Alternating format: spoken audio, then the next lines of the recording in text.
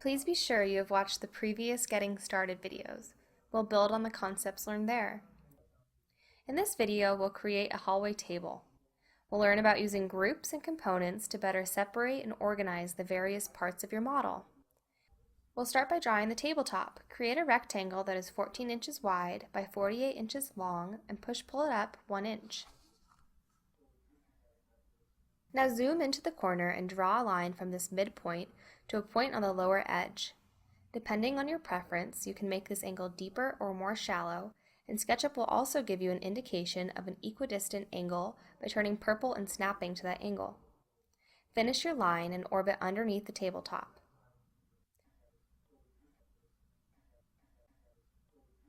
We are going to use the Follow Me tool to create a chamfer.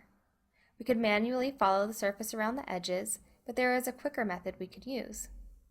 Because we want to chamfer the entire lower surface, we can pre-select that surface, then pick the Follow Me tool and click on our angle to finish. Let's move the tabletop up to draw the legs underneath. With the Select tool, triple-click one of the surfaces to select all connected geometry and move it up in the blue direction 37 inches. Given our top is 1 inch deep, that will give us a total table height of 38 inches. Orbit underneath to start drawing the table legs. Draw a rectangle starting from this corner that we could pull into a leg.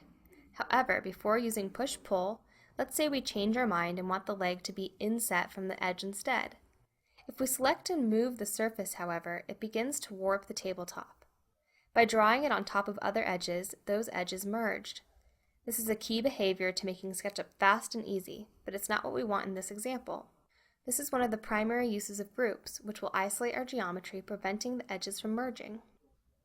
To see this in action, undo the rectangle, then triple-click to select the whole tabletop, right or context clip on the top, and from the submenu choose Make Group. A new bounding box is shown around the whole top, and it now behaves as a single, unique entity. Draw the leg rectangle again. Make it 2 inches long, 1 inch deep from the corner, but this time it won't merge with the edges, so if we wanted to move it around, we could easily do so.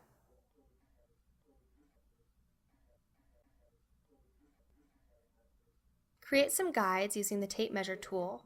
Pull a guide 1 inch from these lower edges, then move our leg rectangle to our guide so it's inset exactly 1 inch. Remember to move the rectangle from the corner point for accuracy. Now push-pull the leg down 37 inches. Using the Select tool, triple-click on the leg to select all of it, then right or context click on it to open the context menu, and this time choose Make Component. A pop-up menu will appear. You can name the component, and your settings should match these. If they don't, cancel and try again, making sure the full leg is selected, then create the component. We made the tabletop a group and the leg a component. At first there may not seem to be a difference, but we'll see there is a very important difference. Let's start with the similarities though.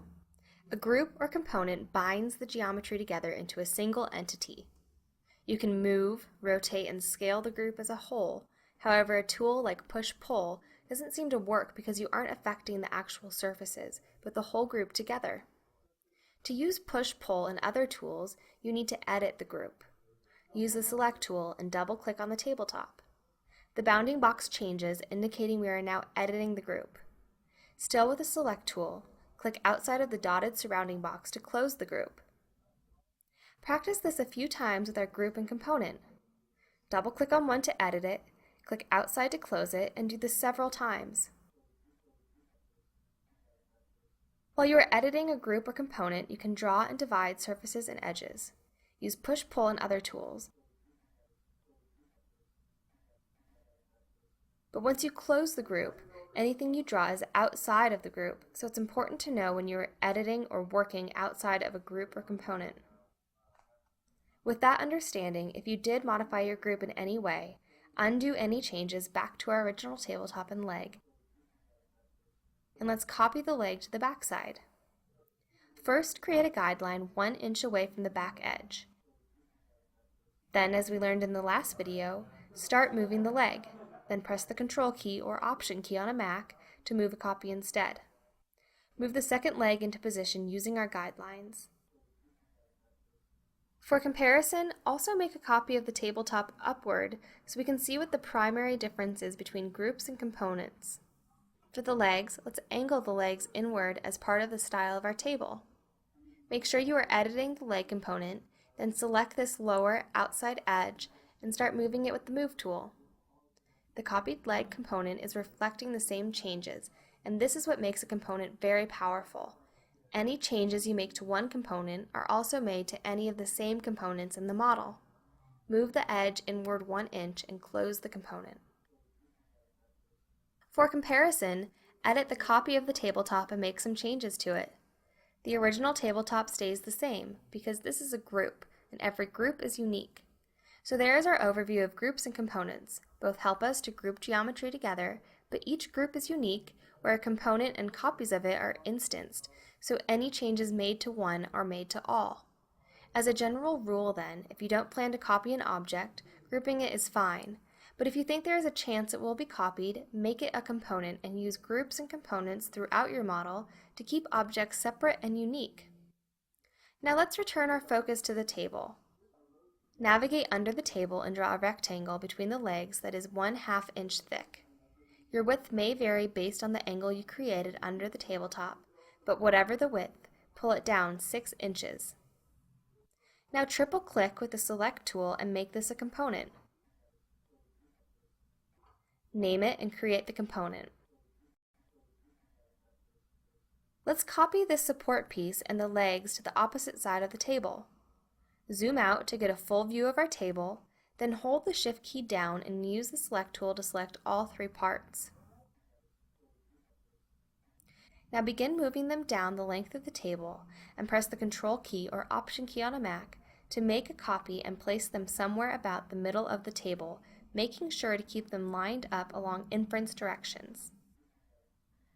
To know where to place them, we need to create a guideline as we've done before, 1 inch from the far edge. However, the direction the legs are facing is incorrect. We need to flip or mirror these parts. Make sure all 3 parts are selected and choose the Scale tool. Scale works by clicking to move the control grips. Any of the corner grips will scale everything uniformly, however choosing a center grip will scale only along that axis. Watch how this works by trying several of the grips. Pay special attention to the center grips, which scale along the red, green, and blue directions. If you squash the geometry through itself, you can mirror the object in that direction. To get a perfect mirrored version, watch the Measurements toolbar. The Scale tool works as a percentage. 1 equals 100%, 0.5 is 50%, or half the scale. 2 would then become 200%, or twice the scale. And if we pull the geometry through itself, it becomes negative. So -1 equals -100%, or a perfect mirrored version of our geometry. Undo any scale effects you have created. Select all 3 parts and scale along the center grip until you see -1, which the tool will also snap to, and click to finish. Now move the assembly into place using the corner of the table and your guidelines for placement. Next, let's create the front of the table. Zoom into a corner to draw a rectangle that is 1/2 inch wide by 6 inches deep. Then pull it across using the opposite leg as a reference. Select the entire table front with a triple click and make it a component. Now orbit underneath and copy this to the back, using inferencing for proper placement.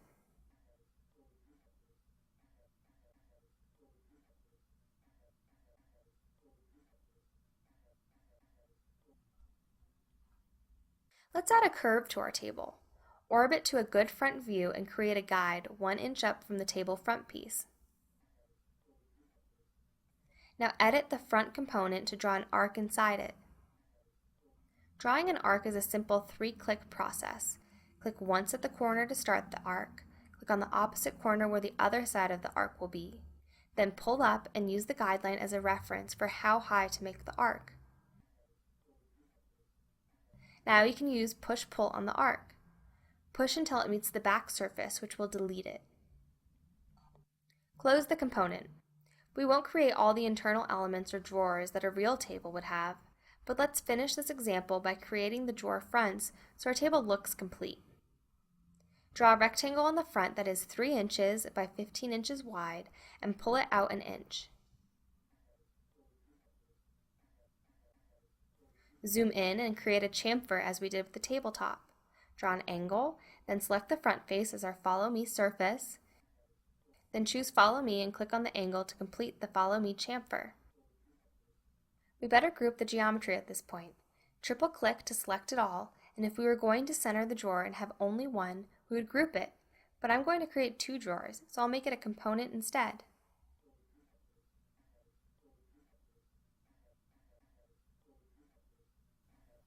Now a few guidelines can help with the placement of the drawer front and the copy. Place yours where you think they look best.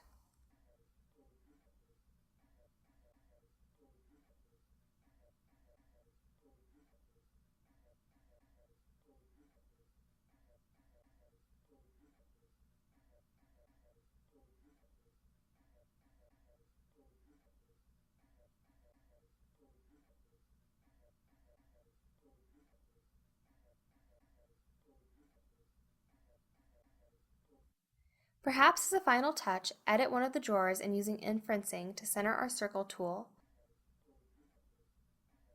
Create a small drawer pull.